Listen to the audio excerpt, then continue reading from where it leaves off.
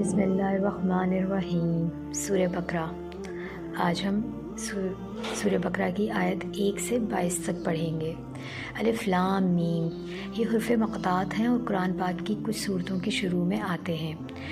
سورہ بقرہ قرآن پاک کی طویل ترین صورت ہے اور اس کے بعد والی سورہ آل عمران اور سورہ بقرہ جوڑے کی صورت میں ہیں۔ ان کو نبی کریم صلی اللہ علیہ وسلم نے الزہربین کہا ہے۔ سنن دارمی کے مطابق سورہ بقرہ قرآن کی چوٹی ہے۔ قرآن پاک کا آغاز سورہ فاتحہ یعنی دعا سے ہوا ہے اور پھر سورہ بقرہ سے احکامات شریعہ شروع ہوئے ہیں۔ دونوں صورتوں یعنی سورہ آل عمران اور سورہ بقرہ میں پہلے اہل کتاب کا ذکر ہے اور دوسرے حصے میں مسلمانوں سے خطاب کیا گیا ہے۔ سورہ بقرہ کے شروع میں اہل یہود سے خطاب ہے اور سورہ آل عمران کے شروع میں اہل نصارہ یعنی عیسائیوں سے خطاب ہے۔ سورہ فاتحہ میں ہم جس ہدایت کی دعا مانگ رہے تھے، اللہ نے سورہ بقرہ کے شروع میں ہی جواب دے دیا کہ یہ وہ کتاب ہے جو ہدایت ہے متقیوں کے لیے۔ سورہ کے آغاز میں 3 گروہوں کا بتایا جا رہا ہے جو کسی حق آنے کے بعد بن جاتے ہیں۔ پہلا گروہ جو حق کا ساتھ دیتا ہے، دوسرا گروہ یعنی دشمن گروہ جو حق کے خلاف کام کرتا ہے، جبکہ تیسرا گروہ جو نہ کہ پہلے کے ساتھ ہوتا ہے اور نہ دوسرے کے۔ شروع کی 5 آیتوں میں ذکر ہے اس کتاب کا یعنی قرآن مجید کا جو راہ ہدایت ہے متقیوں کے لیے۔ متقی وہ لوگ ہیں جو حق کا ساتھ دینے والے ہیں، حق کے ساتھ چلنے والے ہیں اور حق کے لیے کام کرنے والے ہیں۔ ان کی 5 صفات بیان کی جا رہی ہیں۔ پہلی صفت کہ یہ بنا دیکھے ایمان لاتے ہیں، اپنے ذہن اپنی عقل کو بروئے کار نہیں لاتے، یعنی غیب پر ایمان لاتے ہیں، اللہ کی ذات و صفات، ملائکہ، وحی، جنت و دوزخ اور آخرت وغیرہ۔ دوسری صفت یہ کہ یہ صلاح نماز ادا کرتے ہیں۔ تیسری صفت کہ جو مال اللہ نے انہیں دیا ہے اس میں خرچ کرتے ہیں۔ چوتھی صفت وہ کلام جو محمد صلی اللہ علیہ وآلہ وسلم پر نازل ہوا ہے اس پر بھی ایمان رکھتے ہیں، اور جو ان سے پہلے انبیاء علیہ السلام پر نازل ہوا اس پر بھی مکمل ایمان رکھتے ہیں بلا تعصب۔ سو جو حق ہے وہ برحق ہے۔ اور 5ویں اور سب سے اہم صفت کہ ان کو مرنے کے بعد دوبارہ اٹھائے جانے اور آخرت کے دن پر یقین ہوتا ہے جہاں ان کو حساب دینا ہوگا، اور پھر خوشخبری ہے ان لوگوں کے لیے جو فلاح پانے والے ہیں۔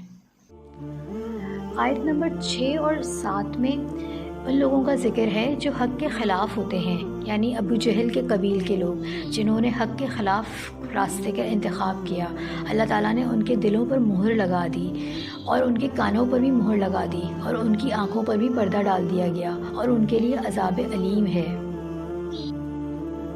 آیت 8 سے 16 تک منافقوں کا ذکر آ رہا ہے جو کہتے ہیں کہ ہم ایمان لائے اللہ پر اور آخرت پر، حالانکہ وہ ایمان نہیں لائے اور وہ دھوکہ دیے جا رہے ہیں اللہ کو بھی اور ایمان والوں کو بھی، مگر خود ان کو اس دھوکے کا شعور نہیں ہے کہ دراصل وہ خود کو دھوکہ دے رہے ہیں، کیونکہ ان کے دلوں میں دنیا سے محبت کی بیماری ہے۔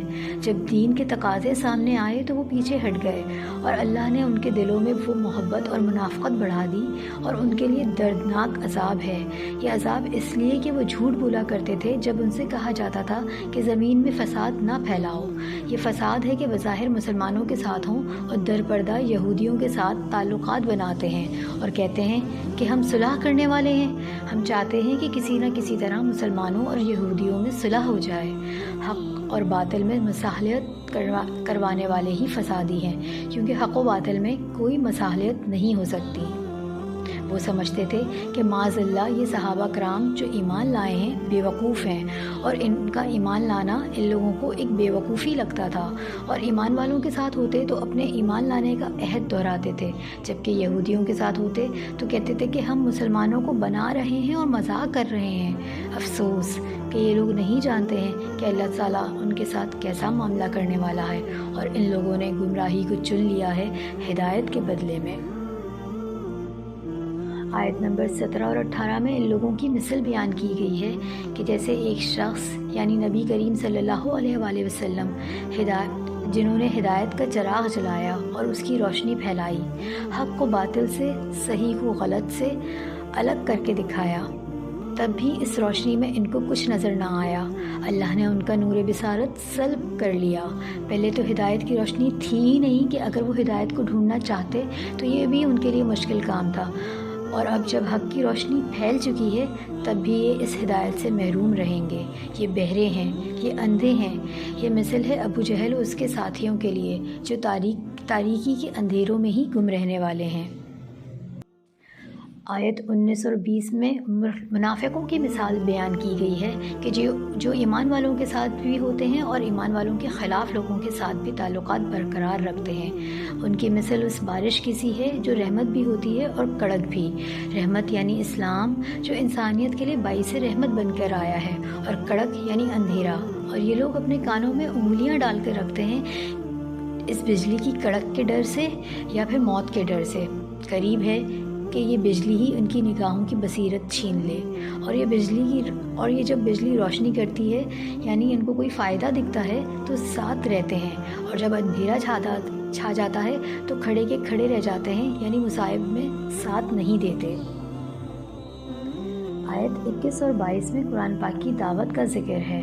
ایمان کا اور عبادت کا پہلا حکم دیا گیا کہ اے لوگوں اپنے رب کی عبادت کرو۔ عبادت کا مطلب غلامی ہے، اپنے آقا کی غلامی، یعنی عبادت ہر وقت، ہر حال، ہر معاملے میں کرتے رہنا ہے۔ لیکن غلامی اور عبادت میں فرق ہے مجبوری کا۔ عبادت کسی مجبوری کے بغیر احسان کے احساس اور شکر کے احساس کے ساتھ ادا کی جاتی ہے۔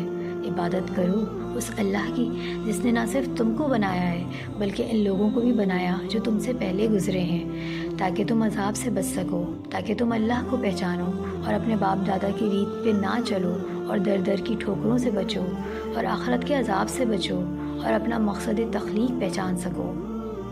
وہی اللہ ہے جس نے تمہارے لیے زمین کا فرش بنایا اور آسمان کی چھت بنائی، اور آسمان سے پانی اتارا اور اس پانی سے نکالا پھلوں کو جو تمہارے لیے رزق ہیں۔